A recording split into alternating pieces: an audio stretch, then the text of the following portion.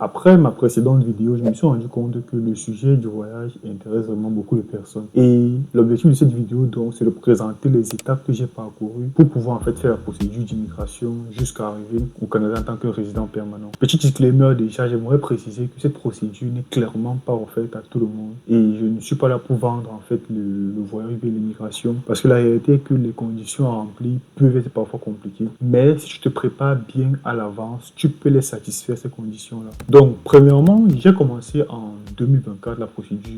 J'ai commencé à lancer en fait les démarches et tout en 2024, en octobre 2024, où j'ai commencé par faire le test de langue. Après avoir fait le test de langue, où j'ai obtenu des C1 dans toutes les rubriques, expression écrite, expression orale, etc., j'ai lancé la procédure pour faire l'équivalence des diplômes. Il y a l'organisme WES qui m'a produit l'équivalence des diplômes. Donc, tout cela, c'est pour pouvoir maintenant entrer, en fait, avoir déjà les éléments primordiaux ou bien les quelques éléments nécessaires pour pouvoir évaluer le nombre de points que tu peux avoir. Parce que sur la plateforme de l'IRCC, il y a ce qu'on appelle la calculatrice sur laquelle tu peux évaluer les points que tu auras une fois que tu vas entrer dans le bassin. Et il faut savoir qu'il y a un minimum déjà que tu ne dois pas avoir, sinon tu ne seras pas admissible. Et également, il y a certaines rubriques que tu dois avoir un certain nombre de points. Je pense qu'on parle souvent des 67 points dans un certain nombre de rubriques. Bon, après avoir fait ces deux éléments-là, je suis entré dans le bassin. Et c'est vrai que j'ai inscrit mon profil de bassin pratiquement 3 fois parce que je faisais des erreurs. L'inscription même dans le bassin, il y a tellement de questions,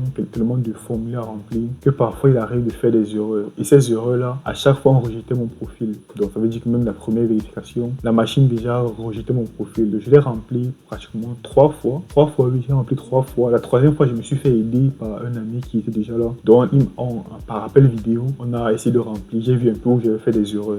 Après avoir fait ça, il fallait attendre. Et l'attente a duré 5 mois. 5 mois, bref, de mars à août, puisque j'ai été tiré en début septembre. Donc j'ai attendu jusqu'au moment où on a tiré. Et après le tirage, donc, il était question maintenant de prouver les éléments que j'ai mis dans mon dossier, c'est-à-dire les expériences de travail, casier judiciaire, l'âge avec l'acte de naissance, je vais encore dire quoi. Il fallait faire la visite médicale. Tout cela, je l'ai fait. Et également, en ce qui concerne le travail, il fallait une attestation de travail, des fiches de paye et le relevé bancaire. Donc, j'ai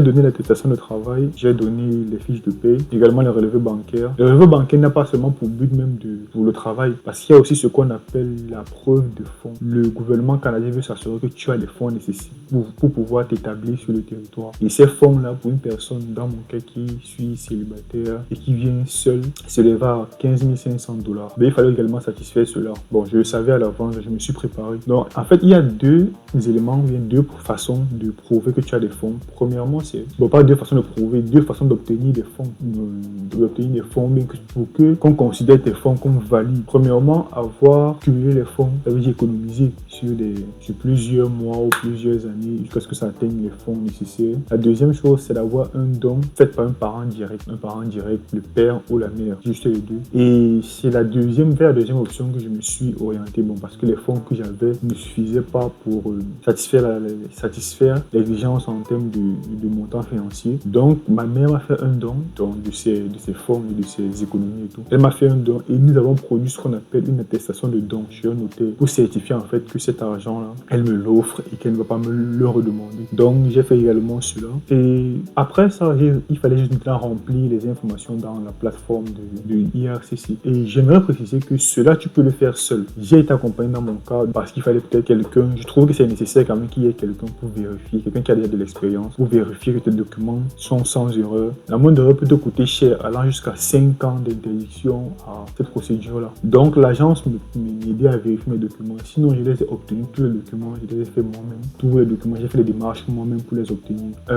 Ensuite, lorsque j'ai rempli tous les documents comme il fallait, j'ai payé les frais du gouvernement. Il s'élève à 1500, comme ça là, dollars canadiens, je ne me rappelle plus exactement. C'est pas ça, c'était 1500 ou c'était 1000 quelque chose et tout. Après cela, il fallait attendre que les documents soient vérifiés et qu'on m'appelle pour la biométrie, ce qui a été fait un mois à peu près plus tard. Ouais, un mois à peu près que j'ai complété mes dossiers et que j'ai mis dans la plateforme. Donc après cela, je suis donc allé à Yaoundé pour faire la collecte de mes données de biométrie qui ont été faites. Et quelques jours après, je reçois une lettre, ce qu'on appelle une intention de refus. Je pense que c'était ça. Parce qu'il y avait des documents qui manquaient. Et cela concernait beaucoup plus le travail. Il fallait en fait que je prouve que je travaille par des fiches de paie et de relevé bancaire. Le relevé bancaire que je n'avais pas. Pourquoi? Parce que j'étais payé par espèce. Il faut savoir qu'au Cameroun, il est légal, mais c'est légal d'être payé par espèce. Ce que j'ai donc fait, c'est faire une attestation chez le notaire encore pour attester que je suis payé par espèce. Donc je l'ai fait et j'ai également uploadé le document. 3 semaines à peu près ou un peu plus, j'ai reçu donc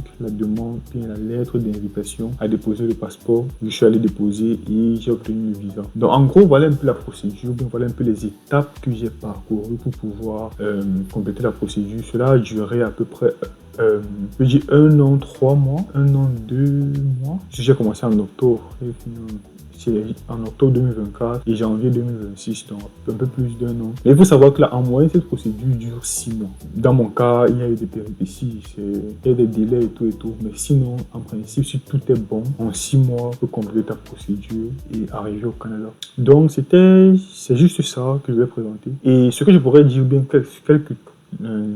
quelques tips que je pourrais donner, c'est de commencer par l'équivalence des diplômes, parce que cela peut prendre plus de temps, et aussi parce que le test de langue a une durée limite de 2 ans. C'est-à-dire qu'après une date de péremption de 2 ans, après 2 ans, il va falloir refaire le test. Donc tu peux avoir des soucis avec le diplôme qui ça ne peut pas peut-être durer 2 ans, mais il serait mieux de commencer par là, après avoir eu le diplôme, faire le test de langue. C'est bien se préparer pour le test de langue. Les personnes pensent comme c'est le test de français. Il faut bien se préparer, surtout par rapport aux méthodologies et comment est-ce qu'on corrige les tests et tout. Il faut bien se préparer. Moi, j'ai pris des cours. Donc, c'est ça. Et à part ça, tout est sur le site. Je mettrai des liens. Je mettrai des liens dans la description qui vous dirigent vers le site et vers les documents requis qui sont demandés. Également, je vais mettre ce qu'on appelle la calculatrice dans les commentaires. Et tu pourras l'utiliser pour évaluer si tu as un nombre de points qui est valide ou bien qui est acceptable. Mais tu peux te lancer. Donc, c'est ça. Je ne le fais pas pour faire la promotion de l'immigration au Canada ou bien par cette procédure là, parce que c'est vraiment énormément coûteux et c'est pas donné à tout le monde. Mais si je te prépare bien, prends du temps pour bien te préparer, c'est faisable. Donc, n'hésite pas à poser des questions en commentaire. J'essaierai de répondre en fonction de mon niveau de connaissance. Je ne suis pas expert dans le domaine. Je partage juste l'expérience que j'ai vécue. Je pense que ça peut aider quelqu'un à mieux se préparer. Donc, à la prochaine. Mais je pense que ce sera probablement la dernière vidéo que je vais faire sur l'immigration au Canada. Parce que déjà, c'est à peu près tout ce que je connais. Et je pense pas que je vais partager quelque chose dessus. Donc, peut-être dans les commentaires, on pourra discuter. Mais je pense que ce sera la dernière vidéo. Bon, à part, sauf cas exceptionnel de quel même. Donc, bonne chance à toi si tu as commencé ta procédure et à plus tard.